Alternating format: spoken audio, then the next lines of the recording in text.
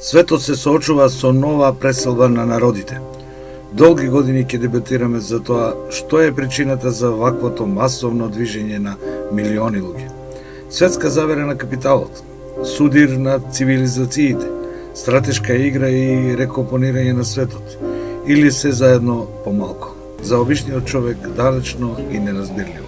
Нема му останува само маката. Оно што е видливо е страдањето на огромен број на луѓе и нивната непоколеблива желба да живеат добро, да живеат подобро. Човечки е, нели? Една година низ Македонија поминуваат стотици илјади луѓе на својот пат кон Европа. Се нагледавме на слики на луѓе кои незапирливо итаат кон ветената земја. Европа, а поточно Германија. Во Македонија има два прифатни центра каде се задржуваат накратко овие луѓе. Едниот е на јужната граница кај Гевгелија, а другиот на северната, кај Табановце. Го посетивме кампот на влезот во државава. До кампот се стигнува низ лозија и овоштарници, по пат посипан со ситни каменчиња. За влез е потребно одобрување од Министерството за внатрешни работи и се добива дозвола за најмногу 3 часа престој во кампот. Тој е од контейнери во кои се сместени контролните пунктови и хуманитарните организации.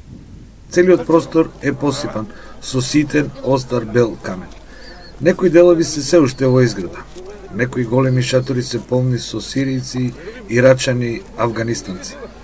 Овде се задржуваат неколку часа, само колку да се заврши процесот за идентификација, малку да окрепнат од долгото патување, некои да се позанимаваат со собствената хигиена. Некои бараат и медицинска помош, а некои медицинска контрола. Кога ќе се соберат околу 1000, организирано влегуваат во возот кој стои на споредниот колосок и правец Табановце. На влезот уредно се пријавивме и разговаравме со представниците на УНХЦР и Црвениот крст. УНХЦР е кровна организација за хумано работење по светот по Обединетите нации. Во камп во Гевгелија има 7 хуманитарни организации. Како се координираат меѓу себе? Организациите, како што веќе знаете, се тука од самиот почеток, од основањето на овој транзицијски центар. Значи, едни се за храна, за вода, ги покриваат кабињата, координацијата, значи секогаш има место за подобрување, меѓутоа за сега се функционираме одлично. Како кровна организација меѓу разни организации со разни финансиски средства од кои што действуваат, овде имате ли контрола на тоа кој што се влегува и кој што дели? Бидејќи докторите ги прашав можно ли е да се внесат некои заразни болести, бидејќи со законите на Република Македонија се обврзани за карантинско постапување. Така, значи имаме увид во тоа кој влага и како, меѓутоа целиот товар за тоа кој влага и како, значи припаѓа на ЦУК, како и на Министерството за труд и социјална работа. Едното од организациите е Humanity First, под капата на еден муслимски џемаат. Тие во својата идеологија на постоење имаат мирољубивост, помагање, хумано однесување. Како сте задоволни од нивната соработка? Со нивната соработка сме одлично задоволни, значи последните 5 месеци они се веќе во овој центар и функционираат одлично, значи за бегалците обезбедуваат чај и кафиња, во секое време се присутни и многу сме благодарни на нивната поддршка. Една од најстарите организации на светот има 135 години Црвениот крст. Долги години помага во незгода на многу луѓе во светот, посебно во Европа и Северна. Овој пат имате еден друг случај во кој што најголем број се луѓе кои дошле од Азија и се припадници на исламската вера. Црвениот крст има друг перформанс. Има ли проблем со тоа? Секако дека нема, бидејќи мисијата на Црвениот крст е една, односно на Црвениот крст и Црвената полумесечина, без разлика во кое национално друштво, кој е официјално признат емблем. Како што реков, мисијата е една и по таа мисија функционираме на секаде на светот. Според Центарот за управување со кризи низ Македонија поминаа 100.000 бегалци. Досега искуството вели дека успешно се справивме, освен на почетокот. За пролет најавуваат милионски групи на вакви унесреќени луѓе. Спремни ли сте да ги причекате? Па како и досега, секој пат сме одговориле на потребите кои што ги имале луѓето кои што транзитираат низ нашава држава првично од медицински аспект како присутни на терен како Црвен крст, а понатаму и логистичкиот дел од обезбедување на храна и непрехранбени продукти. Соработката со другите хуманитарни организации пред се под капата на Центарот за управување со кризи. Го действува ли тоа хармонично?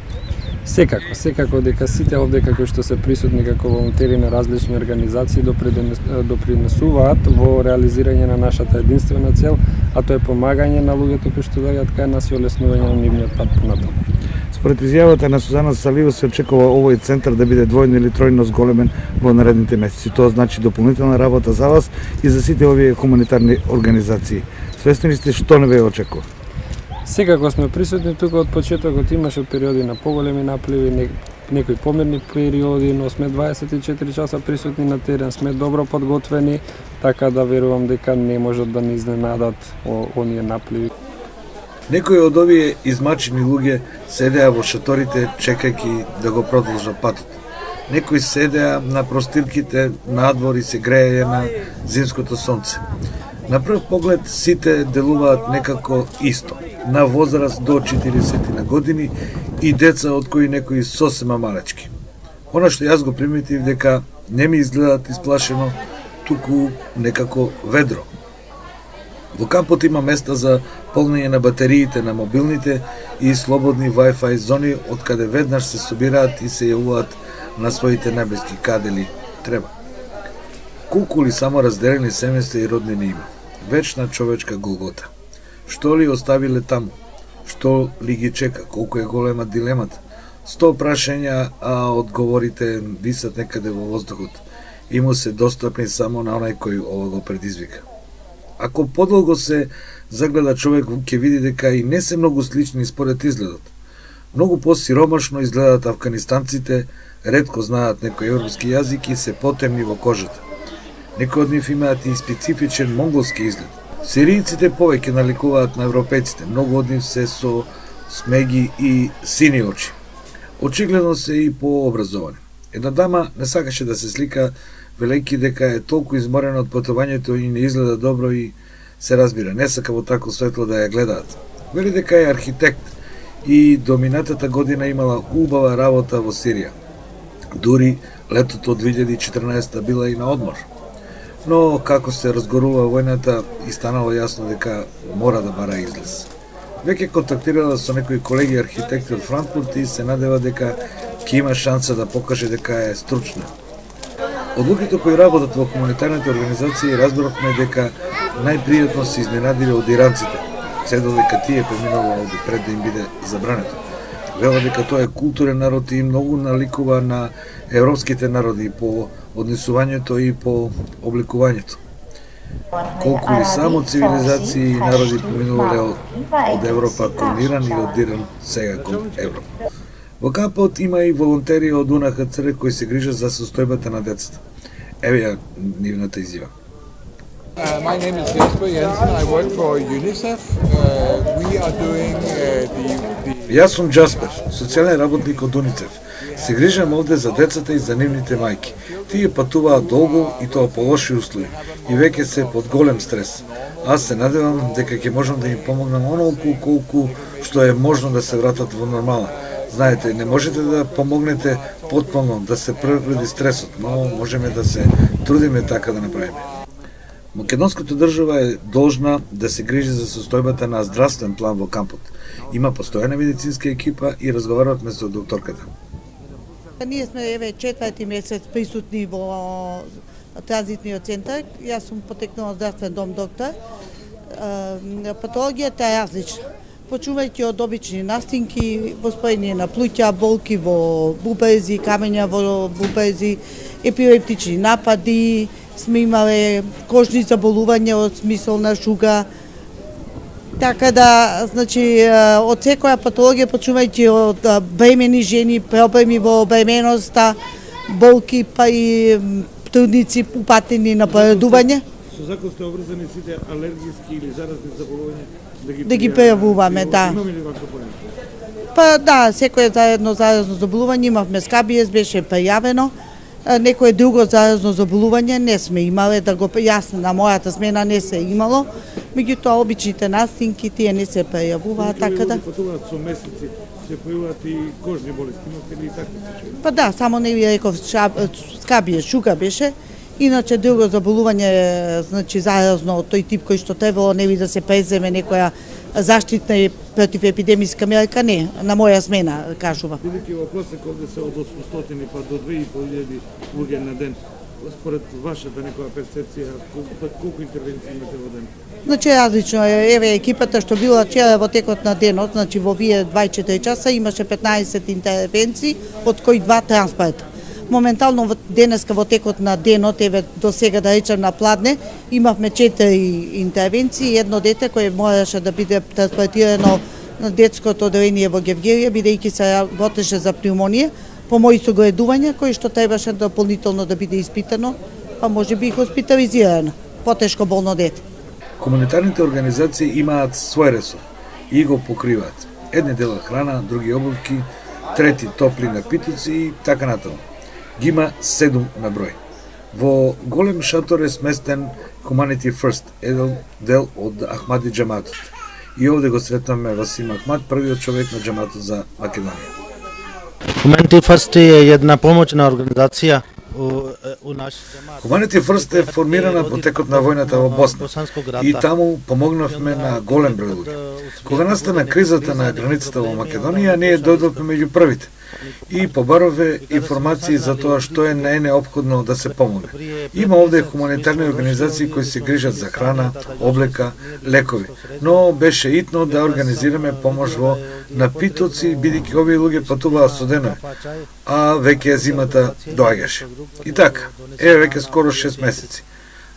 Ако дојде до ескалација на бегалската криза, ние ќе реагираме така што ќе бараме донации и помош од Европа, а ќе продолжиме овде да го работиме ова што, еве се надевам успешно го правиме повеќе од 5 месеци.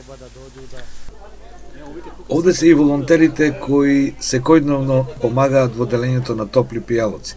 Со помош на Васим разговаравме со едни момчиња од Сирија. Го гледав момчето со карактеристичен пакистански изглед и си мислам, имаш многу надеж, одиш во Австрија, каде старата ксенофобија се буди. Времето ќе покаже колку е можен спој меѓу толку различни цивилизации. أنا من سوريا من الشام ولحنا اجينا Патуваме انا веќе واخواتي десетина дена. Бевме во Турција во камп, а потоа до едно пристаниште од каде 3 дена со брод низ морето. Верувајте, беше навистина тешко. Се надеваме дека за неколку дена ќе стигнеме во Германија, каде се нашите роднини и пријатели и ќе се обидиме да започнеме нов живот. Од оно што го слушнавме, ќе можеме да живееме таму без страв, а и да си живееме со нашите обидувања. Знаеме дека има џами, но и слободата да си ја почитуваме верата. وتعذبنا كثير لحتى وصلنا لازمير. На моето прашање дали се плашат дека е можно да бидат вратени на брегу или по некој време, тој вели: сме слушнале за некои нови правила, но тоа нас не може да не обесхрабри. Ние ќе си ја пробаме среќата. Ај да ви кажам искрено, и нема сега каде да се вратиме. Сафет Дестанов е наш пријател од Печево и кој е овде веќе е скоро 6 месеци. И ние добивме топол чај од него, но и го слушавме Сафет за искуствата со мигрантите. Овие од Авганистан некогаш прават галама, ама само ако го повишиш гласот и ги замолиш да застанат во ред, веднаш се смируваат. Јазик не разбираат, ама реагираат на силината на гласот. Во војна се од 81 година, значи 35 години околу нив се војува. Инаку тука, како што спомнавте, ние сме веќе повеќе од 5 месеци. Секојдневно, минимум 12 часа во денот, ги обслужуваме имигрантите со топли напитоци. За децата имаме топло чоколадо, за повозрастните имаме чај и кафе. Без разлика на временските услови, ние сме тука, како што спомнав, најмалку 12 часа и немаме ограничено колку да поделиме, него делиме нон-стоп.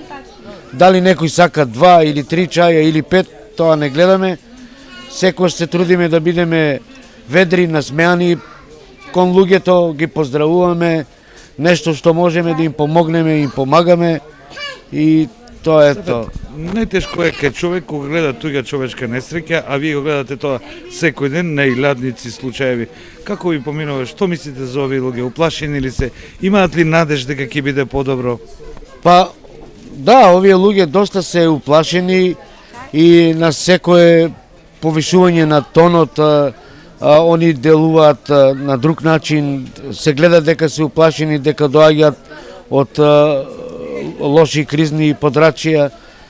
Има и некои луѓе кои се ведри, комуникативни, но нивната цел е патувањето према Европа. Они друго не размислуваат, кога ги примат документите, брзаат само што побрзо да дојде возот и да одат. Инаку имаме случаеви, доаѓаа многу жени со мали деца, големи фамилии, па немат храна, па некои немат пари, па некои немаат облекло и така да им помагаме што можеме да по-безбедно патуваат понатаму од овој камп према Србија. Така јас очекувам дека по искуството од 5 месеци и овој најавениот пролетен бран на избеглици вие ќе продолжите активност, а ние доколку сме можност повторно ќе следиме, затоа што ова не е случај само за Македонија и не е проблем само на Македонија, во овој момент е европски, ако не и светски. Па ние се надеваме со помош на нашата организација Humanity First, доколку се во можности да ни обезбедат уште средства, ние секако доброволно би прифатиле да продолжиме да ги обслужуваме мигрантите. Додека разговаравме, полека доаѓаат во шаторот по кафе или чај. Се окрепнуваа и продолжуваа кон другиот шатор од каде чекаа ред за навозот. Тој ден немаше многу мигранти, Сафет се шегува велики, па за еден воз ке се собера. Од портирница не опоменуваа дека времето ни е при крај и Ајтовски уште еднаш помина со камерата покрај пунктот за идентификација.